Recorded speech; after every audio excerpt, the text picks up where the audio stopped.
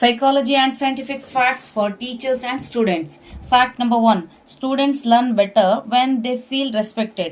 ಒಬ್ಬ ವಿದ್ಯಾರ್ಥಿ ತನ್ನ ಶಿಕ್ಷಕರು ತನ್ನನ್ನು ಗೌರವಿಸುತ್ತಾರೆ ಅಂತ ತಿಳಿದಾಗ ಭಾವಿಸಿದಾಗ ಅವನು ಹೆಚ್ಚು ಗಮನ ಕೊಟ್ಟು ಕಲಿಯುತ್ತಾನೆ. ಹಾಗಾಗಿ ನಾವು ಮಕ್ಕಳನ್ನು ಗೌರವದಿಂದ ಕಾಣಬೇಕು. ಪಾಲಕರಾಗಿದ್ದವರು ಅಥವಾ ಶಿಕ್ಷಕರಾದವರು ಏನ್ ಮಾಡಬೇಕು, ಮಕ್ಕಳನ್ನು ಗೌರವದಿಂದ ನೋಡಿಕೊಳ್ಬೇಕು, ಗೌರವದಿಂದ ಅವರ ಮುಂದೆ ವರ್ತನೆಯನ್ನು ಮಾಡಬೇಕು. Research shows that respect increases student engagement and participation. Learning ನಲ್ಲಿ, ಕಲಿಕೆಯಲ್ಲಿ ಏನಾಗುತ್ತೆ, ಅವನ ಉತ್ಸಾಹ ಮತ್ತೆ ಇನ್ವಾಲ್ವ್ಮೆಂಟ್ ಏನಾಗುತ್ತೆ, ಹೆಚ್ಚಾಗುತ್ತದೆ. Fact number 2.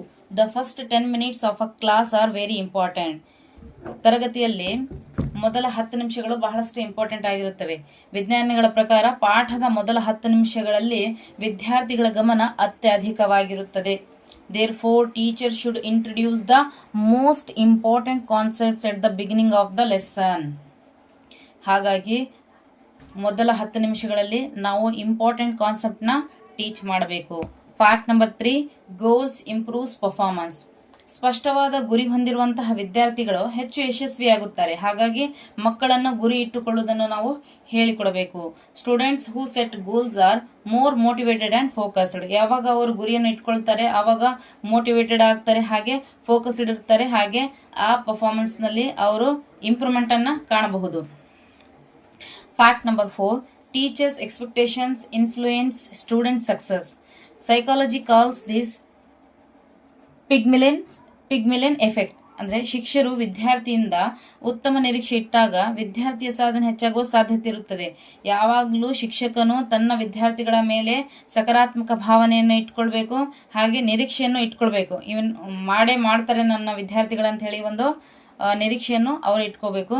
ಅದರಂತೆ ಏನಾಗುತ್ತೆ, ವಿದ್ಯಾರ್ಥಿಯ ಸಾಧನೆ ಹೆಚ್ಚಾಗುವ ಸಾಧ್ಯತೆ ಇರ್ತದೆ ಅಂತ ಹೇಳಿ ಸೈಕಾಲಜಿಸ್ಟ್ ಹೇಳ್ತಾರೆ. Fact number 5. Writing helps memory. ಕೇವಲ ಓದುವುದಕ್ಕಿಂತ ಬರೆದು ಅಭ್ಯಾಸ ಮಾಡಿದಾಗ ವಿಷಯ ಹೆಚ್ಚು ಕಾಲ ನೆನಪಿನಲ್ಲಿ ಉಳಿಯುತ್ತದೆ. ಹಾಗಾಗಿ writing strengthens memory pathways in the brain. ಯಾವಾಗಲೂ ನಾವು ಓದಿ ಅಭ್ಯಾಸ ಮಾಡೋದಕ್ಕಿಂತ ಆ ವಿಷಯವನ್ನು ಬರೆದು ಅಭ್ಯಾಸ ಮಾಡಬೇಕು. ಅದು ಹೆಚ್ಚು ದಿನಗಳ ಕಾಲ ನಮ್ಮ ನೆನಪಿನಲ್ಲಿ ಉಳಿಯುತ್ತದೆ. Fact number 6. Students learn more when they feel connected.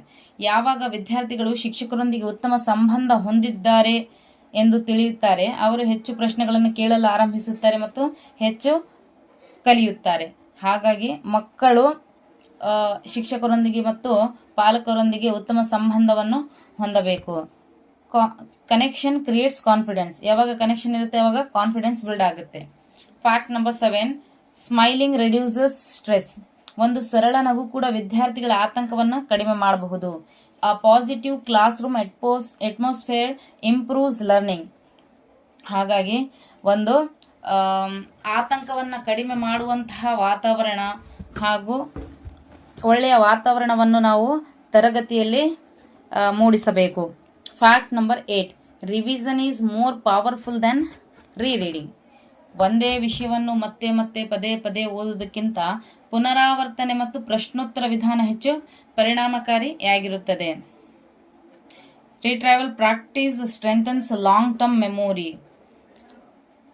ಹಾಗಾಗಿ ನಾವು ಪ್ರಶ್ನೋತ್ತರ ವಿಧಾನ ಮತ್ತು ಪುನರಾವರ್ತನೆ ವಿಧಾನವನ್ನು ಪ್ರಾಕ್ಟೀಸ್ ಮಾಡಿಸಬೇಕು. Fact number 9. Students remember stories better than facts. ಮಾನವ ಮೆದುಳು ಕಥೆಗಳನ್ನು ಸುಲಭವಾಗಿ ನೆನಪಿಡುತ್ತದೆ. ಹಾಗಾಗಿ teachers who use stories make learning more memorable. ಕಥೆಗಳ ಮುಖಾಂತರ ನಾವು ಟೀಚ್ ಮಾಡೋದು ಮಕ್ಕಳ ನೆನಪಿನಲ್ಲಿ ಬಹಳಷ್ಟು ದಿನಗಳ ಕಾಲದವರೆಗೆ ವಿಷಯ ಉಳಿದುಕೊಳ್ಳುತ್ತದೆ. Fact number 10.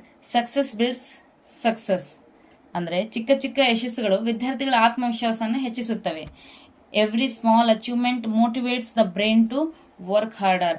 ಹಾಗಾಗಿ ಕೆಲವೊಂದು ಸಣ್ಣ ಸಮಸ್ಯೆಗಳನ್ನು ಕೊಟ್ಟು ಅವರಿಂದ ಸಾಲ್ವ್ ಮಾಡಿಸಿದ್ರೆ ಆ ಮಕ್ಕಳು ಏನಾಗ್ತಾರೆ, ಮೋಟಿವೇಟ್ ಆಗ್ತಾರೆ, ದೊಡ್ಡ ಗುರಿಗಳತ್ತ ಹೆಜ್ಜೆ ಹಾಕುತ್ತಾರೆ.